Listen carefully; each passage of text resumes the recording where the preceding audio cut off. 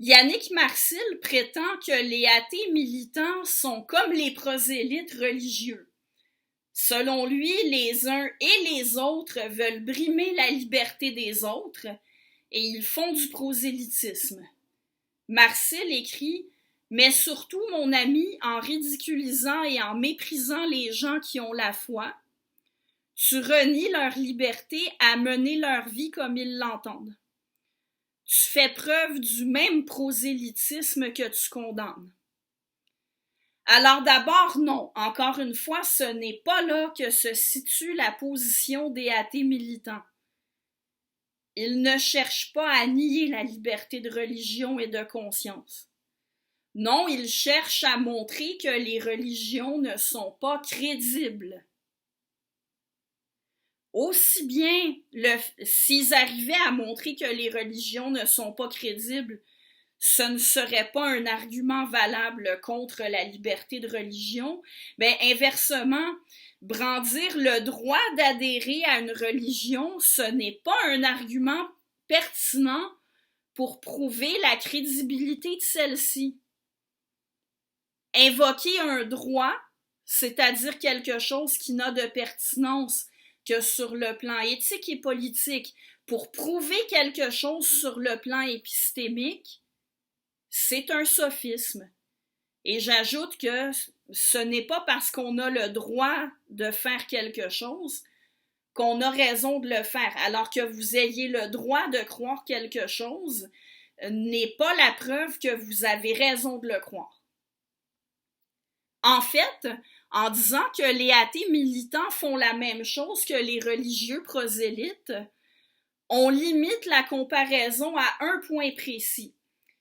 Les uns et les autres sont convaincus d'avoir raison et tiennent un discours qui a pour finalité de convaincre les autres.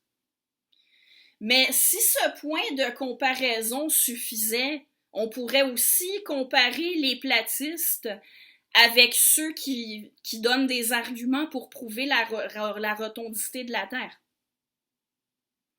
Alors, ça ne suffit pas comme point de comparaison pour dire que deux groupes qui défendent chacun un point de vue sont comparables.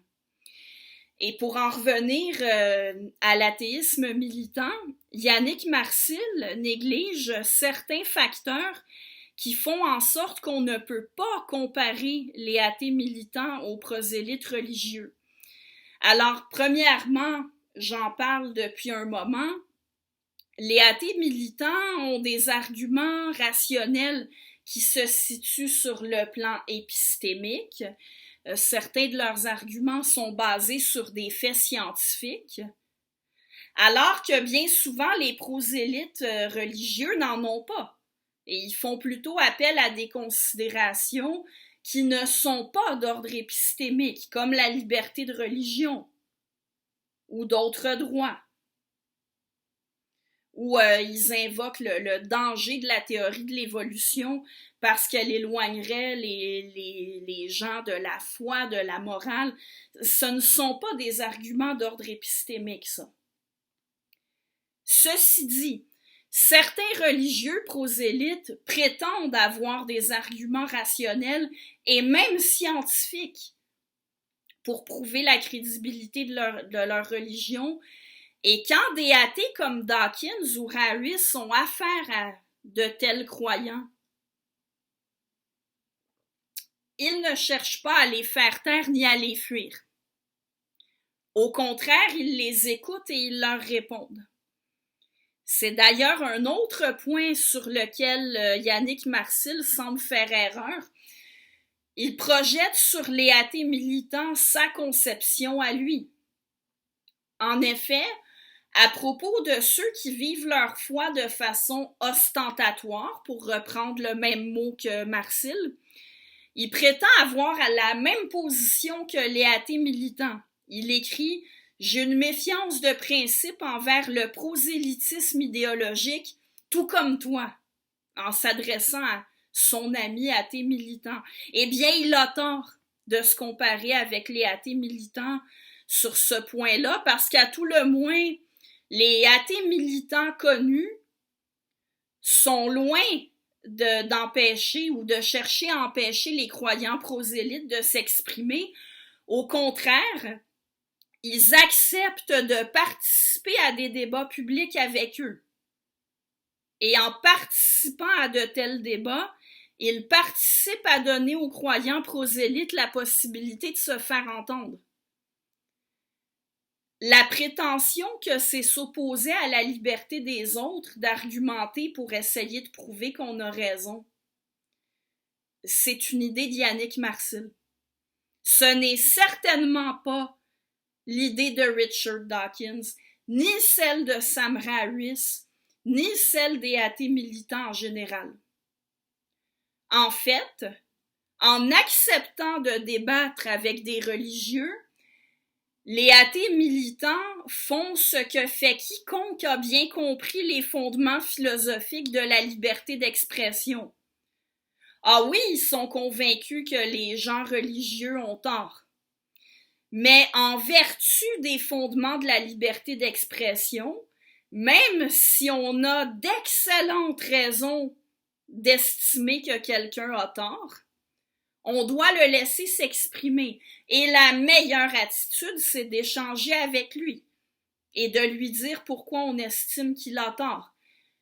Les athées militants semblent avoir très bien compris les valeurs libérales, contrairement à ce que prétend Yannick Marcel. Alors de son côté, justement, si Yannick Marcel veut prouver que les athées militants n'ont pas raison, eh bien vous aurez compris ce qu'il lui reste à faire, qu'il montre les failles dans leurs arguments.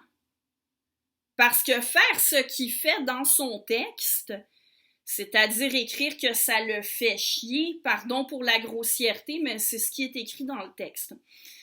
Plutôt que dire que ça lui fait de la peine que les athées militants critiquent les religions, ou de se mettre à invoquer la liberté qui est une notion qui n'a sa place que pour les questions éthiques et politiques, alors que le discours des athées militants se situe en majeure partie sur le plan épistémique, eh bien rien de ça n'est une objection valable à ce que disent les athées militants. Pour conclure,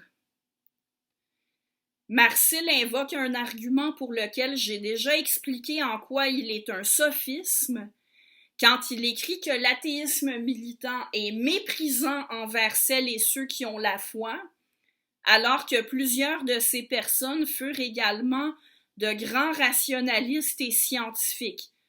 Pensons aux plus illustres d'entre eux, Descartes ou encore Teilhard de Chardin. J'ai déjà expliqué en quoi le fait qu'il existe des croyants qui sont aussi des scientifiques ou des grands penseurs n'est pas un argument pertinent pour prouver qu'il y aurait compatibilité entre religion et science.